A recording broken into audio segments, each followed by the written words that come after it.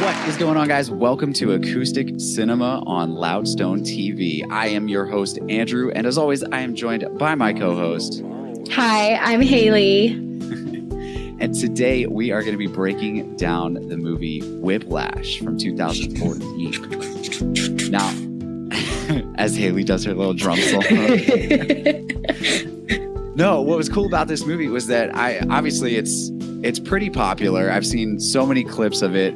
Most commonly the Not My Tempo clip floating around social media forever. But I didn't actually start watching this movie until we did this podcast. So this was the first time I saw the movie. What did you think? What were your first thoughts? My first thoughts were, I love jazz music, so I loved the music component of it. I had some, I don't know the word I'm looking for. Qualms? I guess. Issues? Yeah, that's a good one. We'll go there. And I did pull up some articles too about it that we can definitely dive into. But for those that aren't familiar with the movie, Whiplash is from 2014, and it's classified, at least according to Wikipedia, as a psychological drama film written and directed by Damien Chazelle that depicts the relationship between an ambitious jazz drummer played by Miles Teller and an abusive perfectionist band leader played by J.K. Simmons. Now, I love J.K. Simmons. I'm just going to flat out say that he did a phenomenal job in this role, and I think he won the Academy Award for Best Supporting Actor in this film. Yes, he did. Well deserved. I was so afraid of him this entire movie. Like, oh man. So how should we break this down? I guess I'll start. I haven't seen this in a few years. I had seen it before, and I remember the first time I watched it, I was like, whoa, this movie is like so intense. And then I watched it again for the pod, and I noticed even more that I didn't notice the last time that I had watched it. I actually paid a lot of attention to the cinematography of the film. And I noticed, the first thing I noticed was the whole thing is very dark and gritty. The color palette is very grayed out. There's not very much brightness. And I believe that's intentional to show most of the time the characters are in a dark room or they're in a very bright, blinding stage. That's kind of the dichotomy there. It's either too bright that it's uncomfortable, or it's too dark that it's uncomfortable. So yeah, that's an interesting point.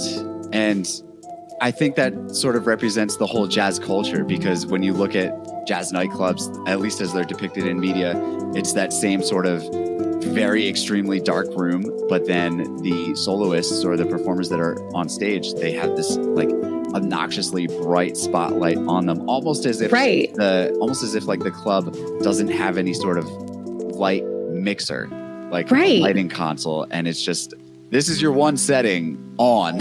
Yeah. On or off. Which also, I guess, kind of plays into the whole feeling of jazz. Like, you're either on or you're off. And I think that was very well.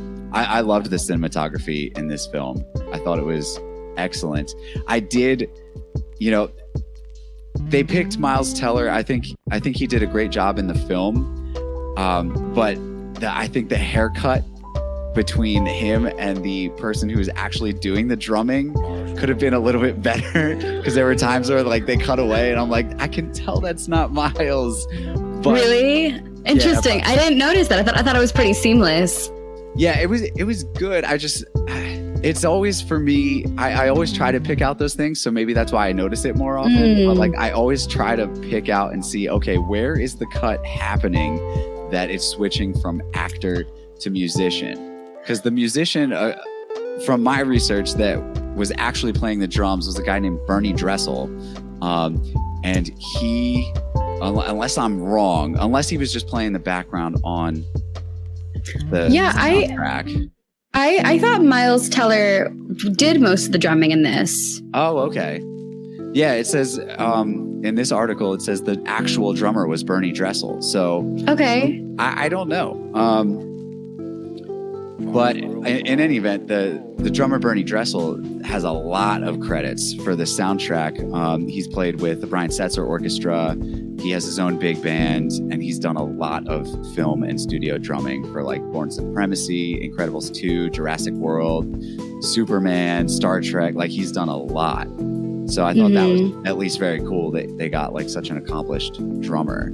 Yeah, especially for the pieces they were playing. Like those were just so crazy and difficult. Like I think it's interesting because it depicts being a musician as a very gritty, intense thing, you know, which we don't often see in these types of films. We see like, you know, bright-eyed, like I'm going to go to music school. Music's my life. I'm going to play it. I'm going to be like transported to my world. But this is like, you know, it's not about the music so much as it is about the performance and the perfection and the ability to like make sure every note is right, every beat is right, every, you know, part of the tempo is correct. It's like, you know, it depicts sort of this like cutthroat nature of conservatory style music and those types of programs. In fact, what it actually kind of reminded me of as I was watching it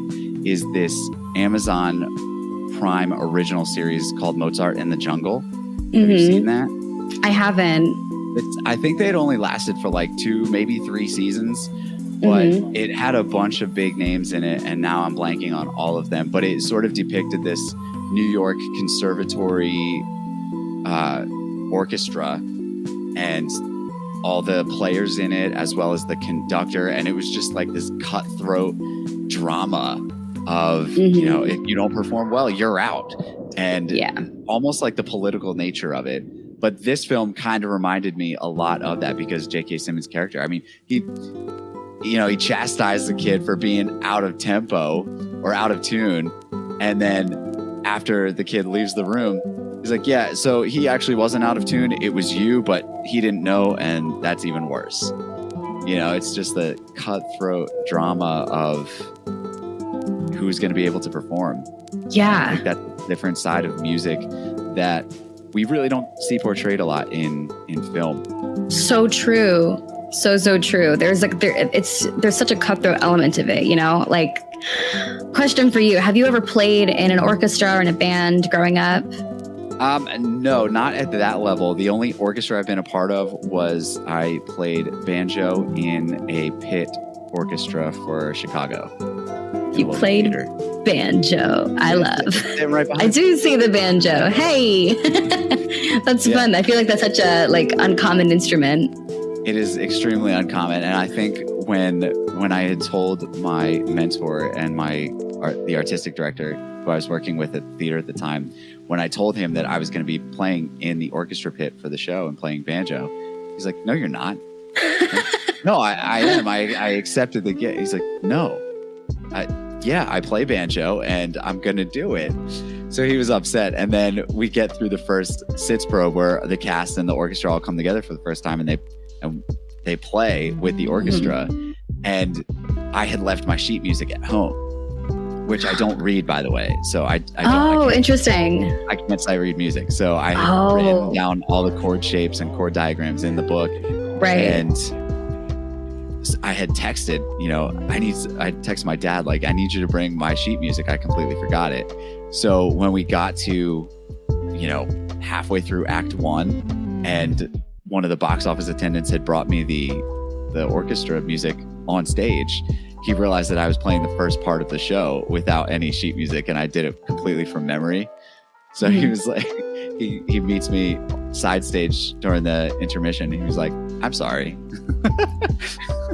Like, yeah, you're welcome. So then did you relate hardcore to that scene where Andrew forgot his drumsticks and like he had to go back and like rent a car and like go drive back to the car rental place? Like, because that was just like that whole entire sequence to me was just a big anxiety bomb. Like I really, I have felt the pressure of being late to things. Anyone who's listening, like any of my friends that are listening will know that being late is not an uncommon thing for me, unfortunately. I am incredibly good at being late to things, but it's not because I don't care. It's because I just have poor time management. Yeah, right. So you have more time than you actually do. And then exactly. Yeah. And then it's like, oh crap, I have to go 30 minutes from here and I have 5 minutes to get there. Well, I guess I'll just become the Flash. I'll just like zoom in there. It's fine. So when he was that entire scene, like I saw him leave the drumsticks and I was like, oh man, boy, this is gonna be bad. Yeah. And like the fact that he just like rolled out from under his car that had flipped upside down, he just like crawls out and he's like, no, I'm good. No ambulance. I gotta see ya. Like that's the place to be. That's just so unbelievably unhealthy to me. And I think that was the point. Like, yeah, there's a line that stood out to me towards the back half of the movie. So spoiler alert for anybody listening or watching who hasn't seen Whiplash. Yeah, watch Whiplash. Watch Whiplash. Then listen. Come back. But then it sort of gets to a point where he gets kicked out of the program, obviously, because he attacks J.K. Simmons' character for basically, calling him out and kicking him out of the band or whatever the case might be. Mm-hmm. But then they're having coffee at a jazz club. Like, I don't even know how much time had passed at that point. But Fletcher's talking about how he wants to push students, and everybody who sort of saw what he was doing didn't understand what he was doing because he was just trying to push and get the best out of his students. Yeah. And Andrew says to him, but is there a line? Do you ever think maybe you go too far and you discourage them instead of actually encouraging them? And in Fletcher's eyes, he says no, because if you want to be the next Charlie Parker or the next big jazz name, you wouldn't get discouraged from that type of pushing. But I think that line that Andrew has, is there a line? Right. Sort of, it sets the stage for the entire movie. Like, that's the theme of the movie. Is there a line that you don't cross to demand or seek perfection? I find it interesting because Andrew's character throughout the film, like he gets so caught up in his own perception of perfection that he pushes people away. He gets a big head as soon as he gets into the studio band, and then as soon as he gets the first chair, like he really takes that to heart because he wants so badly to impress this horrible guy, this horrible teacher. And it sucks because like I wrote down in my notes, like a big theme that they push is like, is it better to have suffered in order to be remembered, or is it better to have lived a good life but be forgotten? Right. Yeah, that's also a huge theme in the show. And it's so bizarre because like we talk about, the way music is portrayed, I don't think I've ever had a music teacher sort of that intense and that like angry, that like pushes you physically, like verbally demeans you, physically abuses you to get the best out of you. They're all very encouraging and a lot. Like it's funny because I actually did, now that I think about it, I did have a music teacher who no one can be nearly as bad and as terrifying as J.K. Simmons. He takes the cake. But I had this, my choir teacher in high school, his name is Mr. Guarini, and he was like the cream of the crop. Like he was very intense. He was very, he pushed his students to really do their best. And he also directed all of our shows. Like he directed Les Mis and like really good high school productions. And I remember like, everyone was just in awe of this man. Like if he took an interest in you, then he made you feel like you were the most important person in the whole world, because like you just had so much respect for this guy. And it was interesting because there was another choir teacher who her ways were a lot more lax, and she ended up becoming the full-time like only choir teacher after he retired. But for a while it was just this weird, like, Guarini was the intense guy. He had concert choir. They were like the big group that went to all the competitions. And then there was her choirs, which, was more for teaching and for fun. And so It was interesting, like being part of that. Like I do sort of understand in a weird way why these students continue to go to class, to have this tutelage, because like when there is someone that you really look up to and they make you feel special, then it's amazing. Like it's honestly, I can't even explain it. Like I remember a quick side story. When we did Les Mis, I had auditioned, and I was a freshman at the time. I was like 14. So I auditioned for the part of little Cosette because she's small and I was a freshman, and it worked. And I got the part. And I remember during the callback, he like was sort of physically moving me to like fit into a certain staging. And he like moved my feet, he like moved my placement. And he was like coaching me in my callback, and he was like, okay, now sing it this way, and now, stand this way. And so I think like he's the kind of person that he doesn't just watch you perform, like he actively does it with you, and he coaches you as you're doing it. And he was known to be really harsh for a lot of the plays, especially. Like he would get really yelly, and he would like, there were parts of the shows he would like storm out on at rehearsals. Like my friends that were in like West Side Story and whatnot, like he was really, really hardcore, but the shows were always amazing. So I guess that's just like the price you pay in a weird way. So but it was like kind of the other side of that coin, though, right? Because like again, like J.K. Simmons' character is like really like verbally demeaning, like calling everybody names and like throwing shit at them.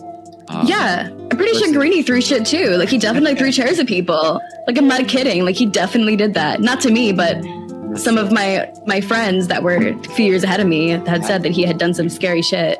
I mean, I've had directors, like, I think everybody's had those directors that would like, you want to please and you want to have them, you want to perform your best for them. And when you're not prepared or you're just not on your game and they are like visibly upset and or angry, like you're terrified or you feel like such a huge letdown. There were a couple rehearsals where I've had directors just straight up walk out of the room and they're like, I need 10 minutes so that I don't flip shit on you guys. Yeah. I've had that happen too. And we all sit there, we're like, okay. And then like, a couple minutes go by and then we start trying to work whatever we needed to work on during. But yeah, I've never experienced the level of this, like, just meanness but I wonder, like, see, this is where we need to have the Acoustic Cinema like Instagram or social media set up, because I'd love to actually hear from anybody who's listening or watching as to whether or not they've had music teachers like this. I know the director of the film, Damien Chazelle, it's somewhat autobiographical. He said, going to school at Princeton, in high school, he had a music teacher that was always, not my tempo, you're not playing my tempo, match me. And so he drew on a lot of that experience. But I personally don't know that many people who would have like had this experience. Yeah, please, listeners, if you're in an orchestra or a choir and you have a music teacher who is super hardcore, let us know. I would love to draw from your misery. Like, please, let us hear about those horrible times, so I can be like, wow, glad it wasn't me. But no, this movie is so incredible, I think, and I I want to talk a little bit about Damien Chazelle's other film for a minute, La La Land. That's his other big hit. And I strongly prefer Whiplash to La La Land, and I don't think I'm alone in saying that. I never saw I never saw La La Land, but the reviews that I've heard about it, yeah, it's not the preferred choice. Yeah, and it's interesting because La La Land was Damien Chazelle's first choice. Like when he was writing Whiplash, this was sort of like an angry film, and you can tell that he wrote it from a place of distress and rage, and I think it comes across very well while he was trying to get his true love, La La Land, off the ground, which is a much more dreamlike, melancholy but bittersweet, bright sort of film. And if we ever talk about that film, I want to, compare out the cinematography, because that film is really colorful and bright. Right. And this one's very dark and gritty and, very intense lighting. So I think that was an interesting choice, that these are his two big musical films. So, well, I think in a sense it's sort of, again, we kind of brought up the idea of dichotomy earlier, but I think that there are two sides of the same coin. And to a certain extent, if you're trying to succeed in the music industry or, the film industry or any sort of artistic endeavor, you need to have that hopeful, dreamy nature about you and that type of personality. But there's also the very real, very visceral, like anger, darkness, bitterness that people like Fletcher, J.K. Simmons' character, emulate and they put out there. I mean, how many stories do we have? I mean, just talking about and thinking about Vox Lux, our last episode, there's so much that goes on behind the scenes that we don't really see. And there's almost, just dark, edgy background. It's interesting. I feel like suffering for your art is a very common trope, but it's not as explored in depth as it should be. Like this movie, it's usually very surface level.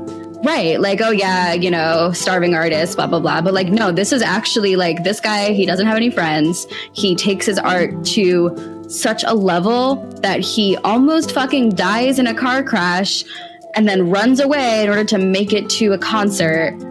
Like, what is that? That is some kind of like trippy psychological abuse. And I like that the film actively does address that later on. Yeah, the scene with the lawyer and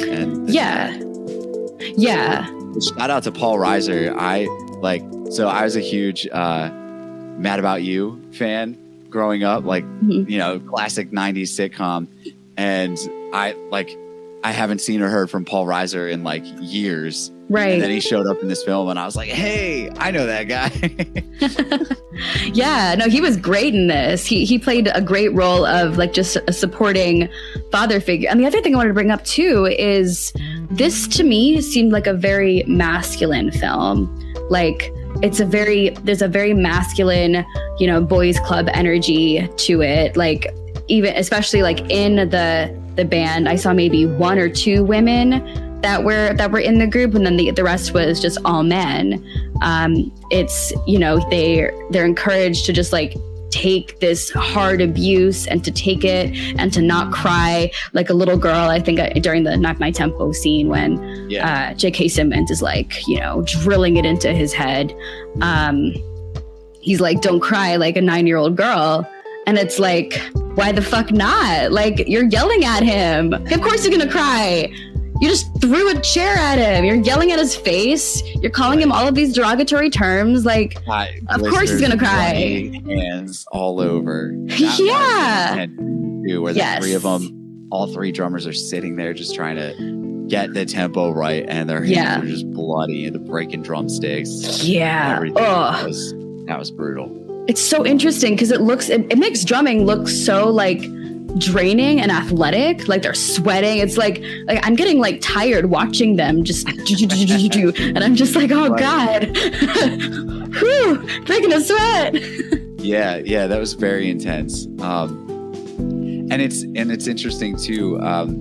So I found an article from the New Yorker, which I feel like the New Yorker's sole job in anything artistic is just to like berate it and belittle it as much as possible. I think I found that same article. What did you think of it? The one by Richard Brody about that's getting the one. Right? Yeah. Yep. So it's interesting because I think he does voice some of the qualms and the issues that I had with it. Like there was a very, again, very visceral film about the perfectionist side of music and how far is too far for your art, and pushing people away, the isolation and all these other things. And I understand that, but I think he sort of takes it to the extreme by saying this film wasn't about music at all.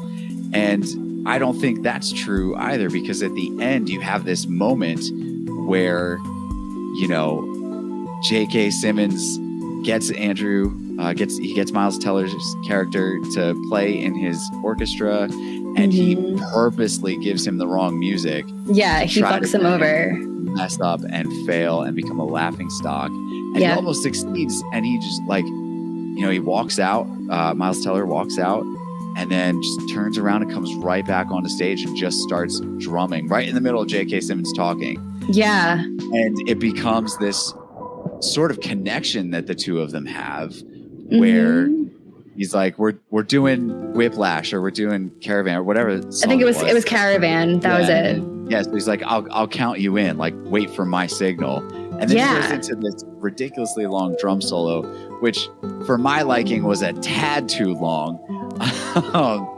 But then it brings the rest of the song home. And so there's a very like real musical moment there where it's like, okay, it's Andrew's love of music, I think, in that's how I interpreted it. Andrew's love of music and want to succeed and just play that gets him through that, versus, the criticism, the trying to be a perfectionist, the trying to do, trying to be the next big name.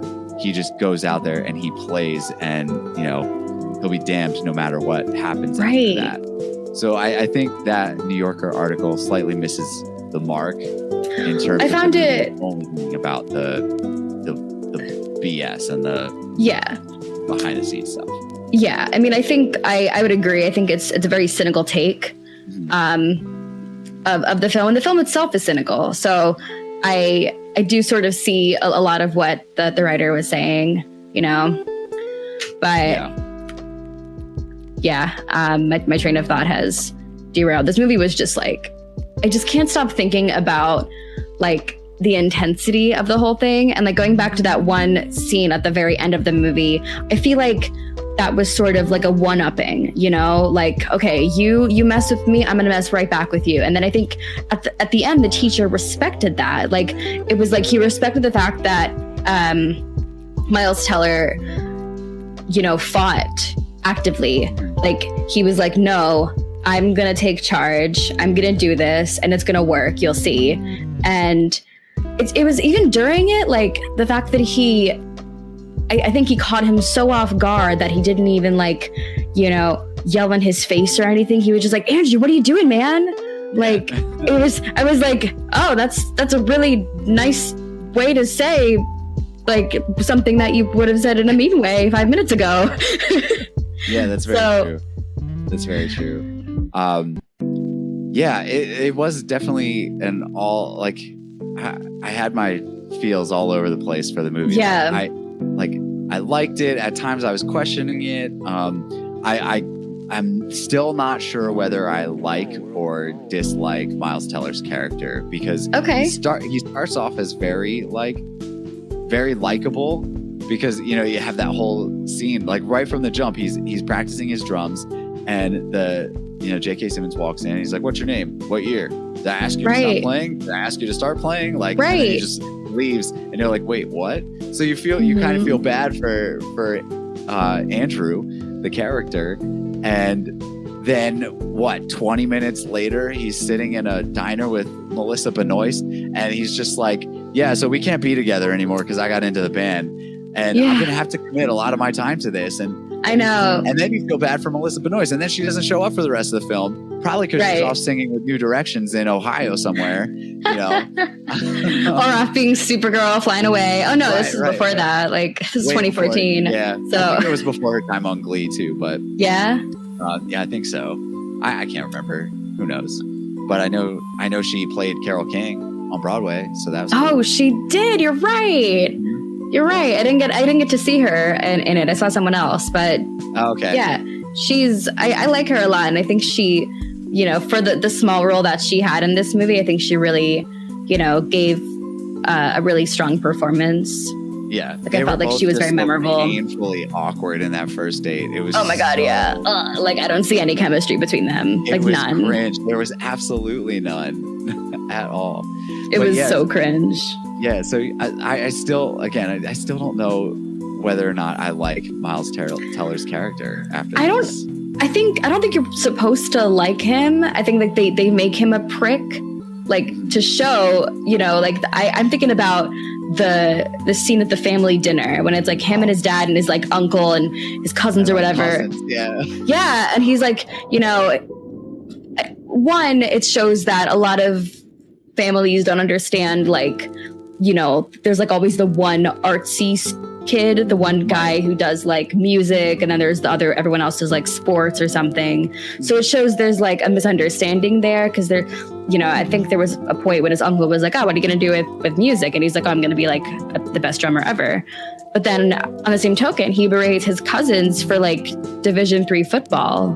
Right. So it's, like he's just like, get off your high horse, man. You're like, you have no friends. Like, go make some friends. And I think it was an interesting conversation to have, because I think that was maybe one of the first big moments that I recall of that, like, chasing after your dreams versus having a good life.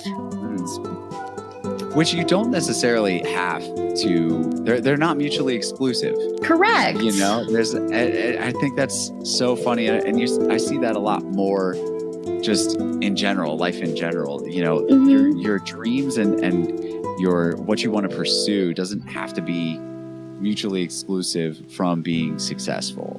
Exactly. Even if you're not successful in that thing, like as a professional per se, you could still pursue that.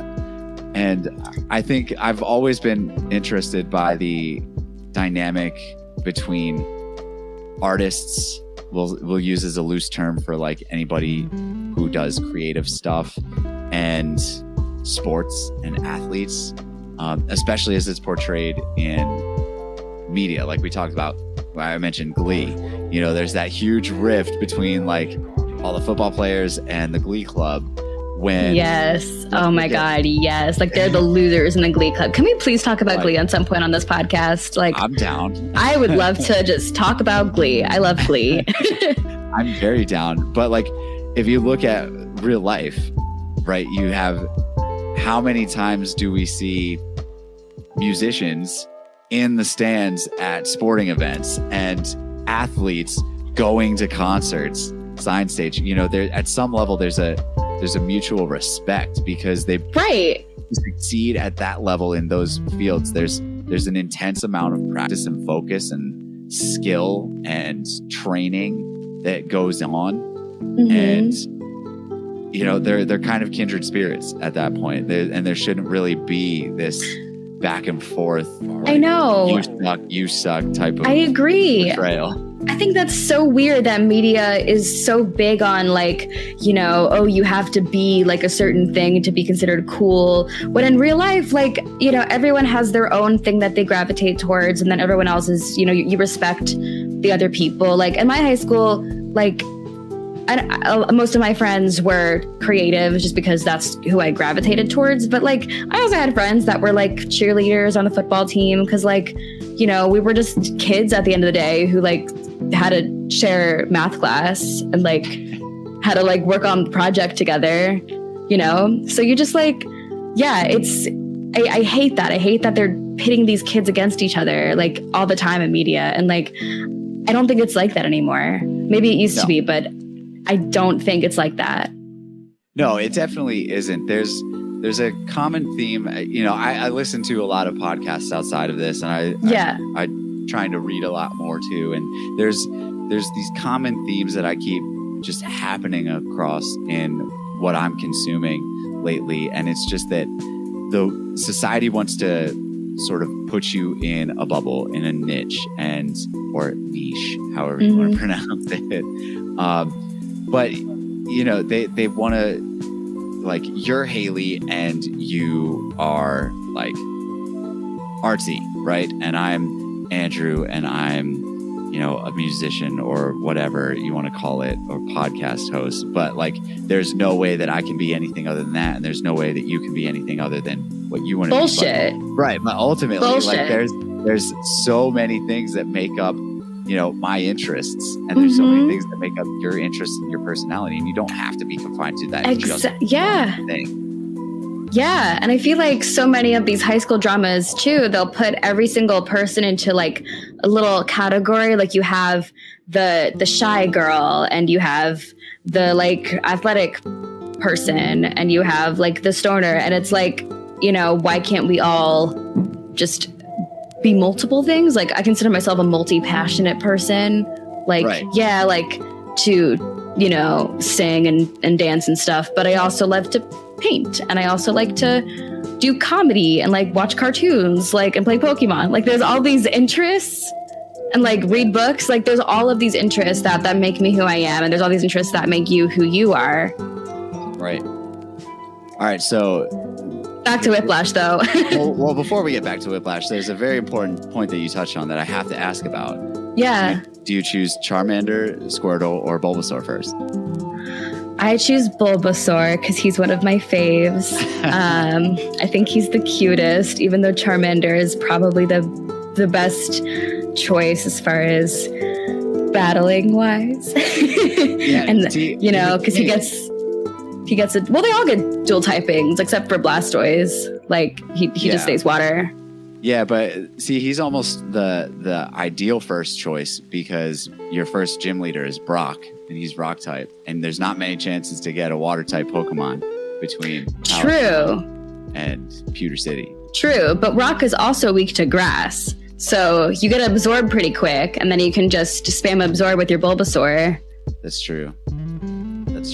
That was probably the most like annoying part of playing Pokemon was like just leveling up your party in like that little patch of grass between Palatown and Pewter City. Like, and you're just like, come on, I gotta get to level 12 so I can. Oh God, I know, so annoying. And the most annoying thing was your rival, because he would always be like 2 levels above you, and then he would always be such a prick about it. He'd be like, hey, my Pokemon are cool, and it's like Eradicate's gonna die like later in the game. God, I'm so dark. I'm sorry. It's okay. But, Acoustic Cinema is tackling the important questions here, Yes. Oh, entirely. Yeah. At some point, I think we need to break down the music of Pokemon, or we leave that to Aber and Corey, because I think their show's music and video games, right? Well, yeah. Aber and Corey do music and video games, and they should definitely do music and Pokemon. And we should definitely hop on that episode, and we should definitely help them. Yeah. Talk about that. I'm all about it. Making collaborations here at Loudstone TV. That's our entire existence, is collaborating with each other. What we do. All right, so now for sure back to Whiplash now. Yeah. Something I wanted to ask you that I'd like put a pin in it. So we were talking a little bit ago about the idea of success. What is your idea of success? That is a tough question. And honestly, I'm going to have to go with my top of mind answer. And that is, right now I'm reading The 4-Hour Workweek by Tim Ferriss. Mm-hmm. And that book really sort of classifies success as, experiencing life and everything you want to do in it before you're too old or too decrepit, essentially, to do it. So this whole notion that we have to work 80 hours a week, saving up all of our money for retirement. And then you get to retirement and you're either so used to working that you're now bored and wind up taking a second job or something. Mm-hmm. And you can't enjoy that life savings, or you're not physically able to do all the things that you wanted to save up for to enjoy those life savings. So the whole concept is, you know, working for fulfillment while you're able to experience it and have these mini retirements throughout life.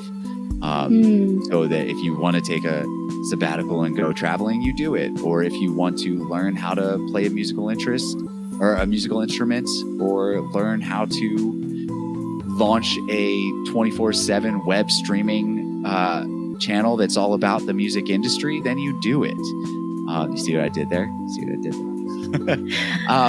But yeah, so that is how that book sort of defines success. And I very, very much relate to the concepts inside of the book thus far. So that, and I'm still reading it. But that's what I would define success as personally. That sounds like a great book. I'm going to write it down. The 4-Hour Work Week. Yeah. Nice. Whoever the author is should sponsor us, because you just gave a really great pitch, and now I'm going to go buy the book and read it. You definitely should. Yeah. But yeah, what's your idea of success? It's something that honestly I have been thinking about a lot, especially since last year. Remember, there was a global pandemic. I don't know if you're like, I don't know if you were there for that. Like, yeah, it was like just think like this year long. It's still ongoing, actually. Like, a bunch of people died and, you know, lost their senses for some time, and we had to be inside for a long period of time and like not see people. Yeah, and it was like really traumatic and really hard for many of us. So during those months when I was like just sitting around and like, you know, not leaving my house, I had a lot of time to think about what I wanted to be doing with my time and what I wanted to be really pursuing with my life. And I think I would agree with a lot of the points that you made just now in this book that you're reading. And I think life is all about experiences, you know, like my dad, I'm going to put him on blast for a sec, but my dad is the kind of guy, he sees the world kind of black and white. He's very like, you know, you work and, you know, your life is about like accomplishments and ambition and how much you put into your job. And so he, in a way, he really impacted me in terms of my ambition and wanting to do well in my career. I consider myself a very career-focused person. But I also have realized in recent years that life is so much more than that. Like, there's so much more that I like to do. Like, I love to travel. I love to spend time with my friends. I love to go sing karaoke. I love to, you know, perform and try new things. Like, there's so many things that I like to do that aren't specifically for my job or things that are making me money. I mean, of course, the goal for most people is like, if you have a job that you love, you'll never work a day in your life. But like, it's still work. Like, if you're making money doing something, it's still work. And I never want to lose the joy that I have for things that I'm not making money on. You know what I mean? Absolutely. So I would agree. I think like my idea of success is being able to live a really fulfilling life with people that, you know, with a lot of love, and be able to do a lot of things. I think like I'm a very action focused person. Like I like to set goals, but on the same token, like I do see some, I don't know, I have some like notions about like career success as well, just because of, you know, my upbringing and my university. And like, it's funny, I went to a school and my major, I majored in journalism, and everybody was like competitive, but also friendly. It was like a friendly competition in a way, but we were all kind of, you know, we had to get internships to graduate. And so we would all try to like one up each other and get like, you know, oh, I got an internship at like NBC News. Oh, I got an internship at like Nickelodeon. So it would always be like, oh, cool. Like, but in a friendly way. Like, and then to this day, I think we try to help each other, but at the same time, it's kind of hard not to compare yourself. So in short, my answer is similar to yours. I think success is it's not just a one note thing. Like it means a lot to a lot of people. Yeah, and it's highly individualized. And it means like some days a successful day is like taking a shower and like going for a run in that order. Taking a shower and then going for a run. Right. Yeah. And then taking another shower, you know? Sometimes you need 2 showers. Yeah, right. Especially if you're stinky. Right. But if you're not, then, you know, sometimes a successful day is like, you know, watching a movie that you've wanted to watch, or seeing a friend that you haven't seen in a while, or, you know, eating a really delicious thing that you've been so excited to eat. Like I have a slice of cake in my fridge that I might like take out and go, you know, have a couple bites of it after this pod. So there you go. Sounds like, I don't know. Maybe. Maybe. We're starting a podcast and talking about Whiplash, a great movie. There you go. Yes, it is a great movie. And actually, so we're coming up towards the hour mark. So I definitely want to get in a couple of fun facts, and then we got to get into our rating and what we. But what I did think was cool when I was doing my research for the film after I watched it, of course. So it was originally written as a feature length, but first it was shown as an 18-minute short film for the Sundance. Oh, no way. Yeah, so they adapted, I think, 15 pages of the script into an 18-minute short film and premiered it at the 2013 Sundance. And then it got enough interest and investors wanted to back the entire feature-length film. So the next year at Film Dance, it premiered there as a 105-minute feature-length film. And, awesome. You know, obviously went on to win and be nominated for a couple of different Academy Awards. I think it won 3 Academy Awards. It was J.K. Simmons for Best Supporting Actor and a couple other that I can't remember off the top of my head. But it's okay. It was a good film.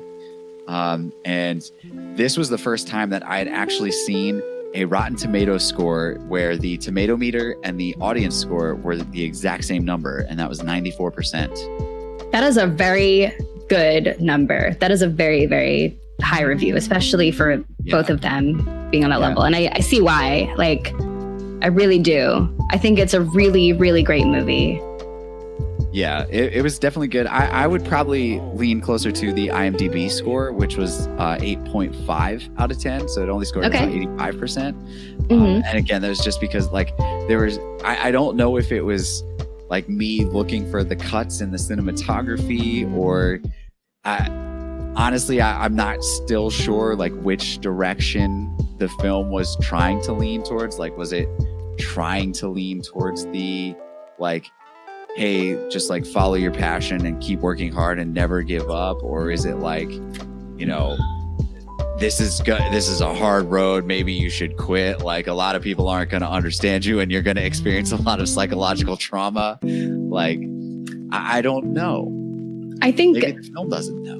Yeah, and I think that might have been the point, maybe, to just raise these questions and have audiences draw their own conclusions. Because at the end of the movie, too, ends on a very interesting note, right? Like, they're playing Caravan, Miles Teller takes over, and then there's this mutual respect that you see. Like, one of the final shots of the film is J.K. Simmons, it's just his eyes, and you see this, like, look of, like, gratitude. And he smiles slightly and he nods his head.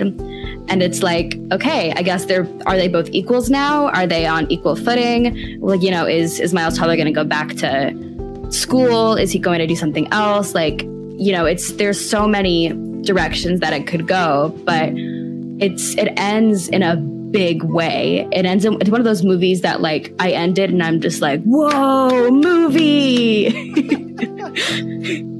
Yes, movie. That's funny. Yeah, I guess it is, you know, just like Success, the interpretation of the movie is highly individualized. Yeah. Which I find a lot with these sort of indie artistic films like Whiplash, like Vox Lux, like Sing Street, which we talked about and are going to have to talk about again in episode 3. Stay tuned. Come back. Yes, please come back. But so you think you would lean more towards the Rotten Tomato score of 94? I think I'm more on the Rotten Tomato line, because I think this movie it kept my attention for all of it, really. The only time that I thought it dragged a bit was toward the end when they introduced like the lawyer and that whole plot line when Andrew like dropped out of school. I felt like that was a bit rushed because it focused so hard on, you know, him being in school and being in the music room and all the close-ups of like the instruments, which by the way, I thought that was really cool to see because I feel like that's often kind of glossed over, is like seeing them like actually, you know, warming up and putting their instruments away. Like that's such a, you know, mundane part of being a musician, is like taking care of your instrument, but it's such an important part. And it's good to see like, oh, cool. So obviously these people that are in this conservatory are going to take care of their instruments. So that was cool. But anyway, I think I would rank this, I would do probably 9.5 drumsticks out of 10. Now, like musical drumsticks or chicken drumsticks? Bloody drumsticks, like incredibly bloody, like gross drumsticks that have been giving people splinters because they played them too hard. Interesting. All right, so 9.5 out of 10 bloody drumsticks. So I'm probably, I gotta go between 7 and 8, so I'm gonna have to go 7.5 bloody drumsticks out of 10. I respect that. Yeah. There can be a mutual respect between differing opinions. Yeah, see, it doesn't have to just be like, oh, my opinion's superior because I ranked it higher. I liked this movie more than Andrew did. Right. Oh boy. All right. So that was Whiplash. It was definitely an interesting ride for sure. And yeah, so next on the podcast, we're going to be talking about Sing Street. And we have a guest for that show, right? We do, yes. We're going to have a very special guest. I will intro him now, but I'll intro him again next time. His name's Jake, and he is the lead vocalist for a band called Bowtie Fridays, which is actually streaming on Loudstone TV's 24-hour music video stream, which you can catch on loudstone.tv. Yes. That's the website. Come watch it. Guys, for all you people listening out there in audio land, come check us out on the web, loudstone.tv. We got our show. We got a ton of other interview style shows, but we do have 24-hour, 7-day-a-week music video streams as well, with a ton of featured artists from all over the world. And if you are an aspiring up-and-coming artist that wants your music videos to get put out there, hit us up. If you are a content creator and you have a music-based project that you think would be a great fit for the channel, also hit us up. We're looking for submissions. We want to grow this thing. We want to help you guys grow as well. That's right. And just musicians and content creators helping musicians and content creators. That's right. That's what we're doing. All about Loudstone TV. That's what it's all about. We just did the hokey pokey. So now we got to turn this around into an episode. Hey, we love wordplay. Speaking of, real quick, everybody, if you want to leave a comment or, you know, something of that sort, letting us know what you think we should talk about next. You got any music-based movies or projects in mind, TV shows, whatnot? Leave us a comment and maybe we will talk about that thing. Yes, just for you. So you can obviously hit us up on Instagram and all the other socials at Loudstone TV. I can be found on Instagram at SwaggetyAndy7. That's like Raggedy Andy, but Swaggety. And where can they find you, Haley? I am also found on the Instagram at Haley Madison Marks. That's Hayley. That's the only way to spell Haley. If your name's Haley, you don't spell it that way, then you're not. Your parents. Get a name change. Time to correct your birth certificate. You can find us there. Thanks so much for listening, everybody, and have a beautiful rest of your day. Yes, we will see you next time on Acoustic Cinema.